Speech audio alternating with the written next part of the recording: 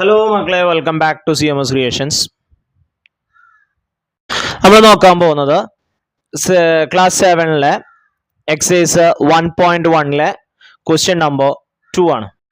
Okay, അപ്പോൾ എങ്ങനെയാണ് question number 2 ചെയ്യാന്നുള്ളതും അതിൻ്റെ ആൻസറുകൾ എങ്ങനെ വരും എന്നുള്ളതും നമുക്ക് നോക്കാം. Write a pair of negative integer whose difference gives 8.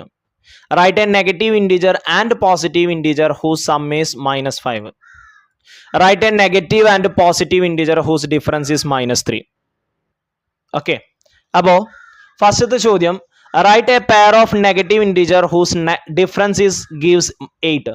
രണ്ട് നെഗറ്റീവ് ഇൻറ്റിജറുകൾ എഴുതാനാണ് പറഞ്ഞിട്ടുള്ളത്. അതിൻ്റെ ഡിഫറൻസ് 8 ആയിരിക്കണം. അതിൽ ഒരു പെയർ ഇതാ ഇവിടെ ഞാൻ എഴുതി -3 -11.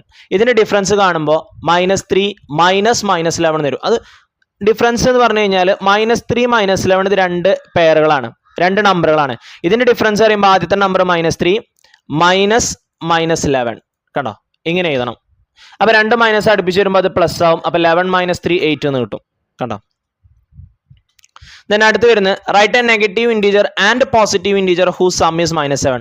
ഒന്ന് നെഗറ്റീവും ഒന്ന് പോസിറ്റീവും. ഇതാ -10ഉം 5ഉം. അപ്പോൾ -10 പിന്നെ ഹൂസ് സം +5. ഓക്കെ, വലുതിൽ നിന്നും ചെറുത് കുറച്ചിട്ട് വലുതിന്റെ ചിഹ്നം. അപ്പൊ 10 - 5 പോയാൽ എത്രയാ? 5. വലുതിന്റെ ചിഹ്നം -5 കണ്ടോ.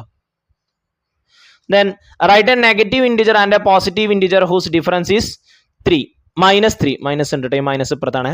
ഒന്ന് -1ഉം ഒന്ന് 2ഉം. ഹൂസ് ഡിഫറൻസ് എന്നാണ് പറഞ്ഞിട്ടുള്ളത്. അപ്പൊ -1 -2.